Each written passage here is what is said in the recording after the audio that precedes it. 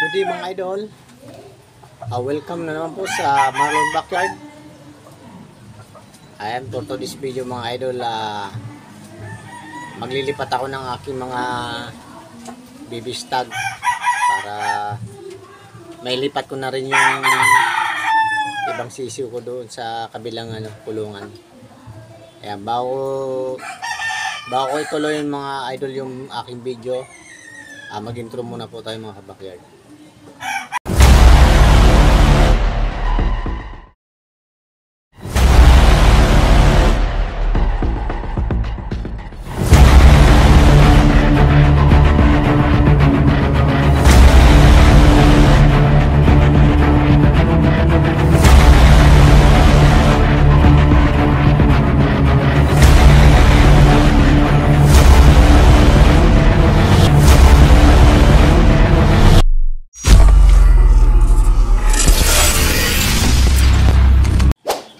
Ayun mga kabakyard, mega love shoutout po sa inyo lahat mga kabakyard, sa lahat ng aking mga silent viewers dyan, sa kababayan kong FW. Yan, shoutout po sa inyo lahat mga idol.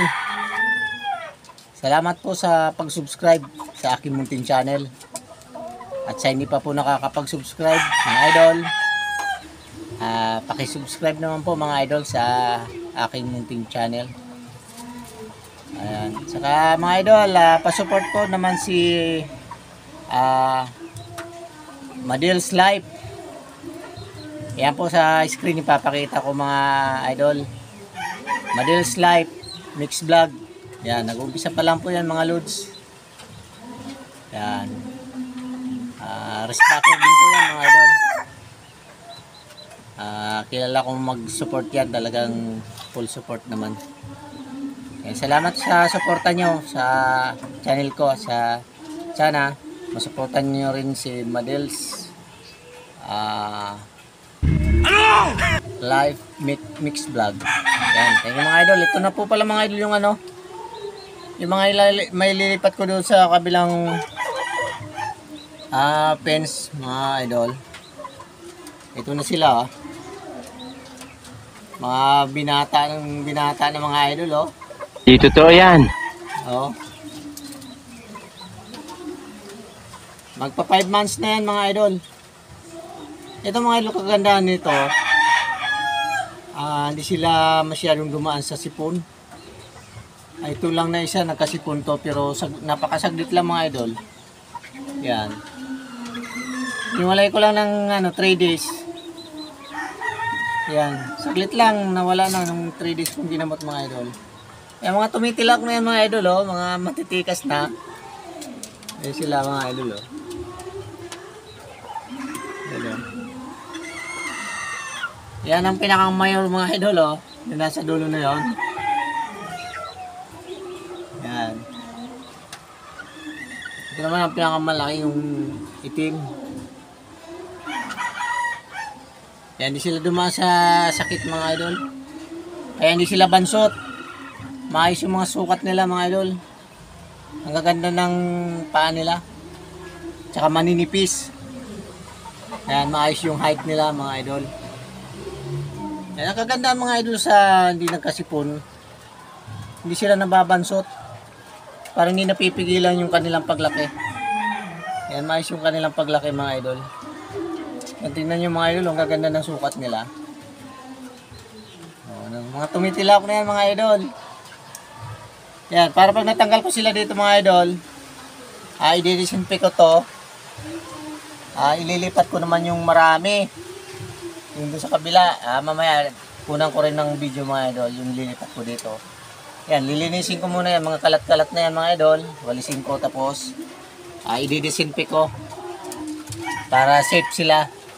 Marami rin kasi yun mga idol, mas maganda sila dito.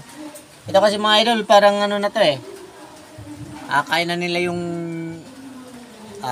kahit maambun-ambunan sila, kaya na nila. Yan. Saka parang effective yung ko ngayon sa pagpalaki ng sisiw mga idol. Saka ako na i-share pag talagang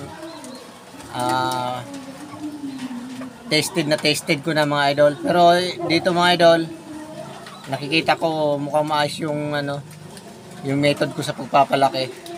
Alam mo mga idol, hindi naman talaga tayo perfecto sa pag-aalaga ng manok eh. Walang katapusan pag-aaral po mga idol ang pagmamanok. Kaya kung alin ang maganda, yun ang dapat nating ituloy. Yan. Hindi pa natin napiperfect mga idol kasi hindi naman tayo talaga yung kagaya ng mga malalaking farm. Hindi tayo backyard lang naman po kaya walang katapos ang pag-aaral mga idol. Lalo na po pagdating sa sisiw. Napakasilan po ng sisiw mga idol. Napakahirap buhayin. Kaya kailangan masusing pag-aaral. Kung alin yung hiyang ka, yun ang ituloy mo. Hindi mo masasabing perfect na perfect mo pagmamanok mga idol. Wala pong ganon. Kahit po sa malalaking farm, may sumasablay din po dyan mga idol. Pero mas nakakaalam po sila. Mas alam nila yung gagawin nila. Ayan. Kaya mas lamang po yung may alam.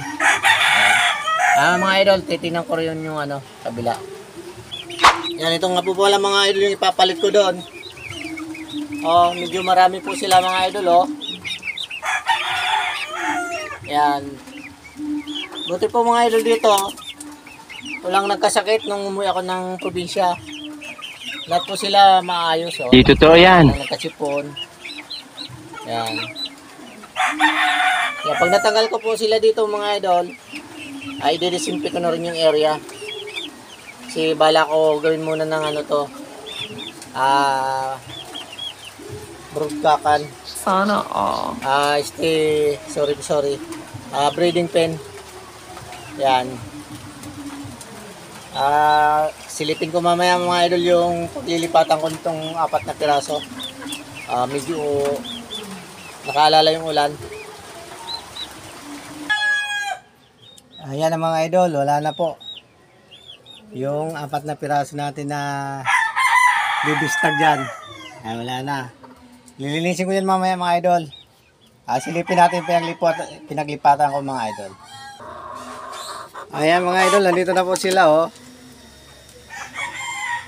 Ayan oh. Maging masaya sila dyan mga idol, masisigla sila dyan. Kasi masisikatan sila ng araw dyan mga idol. Yan.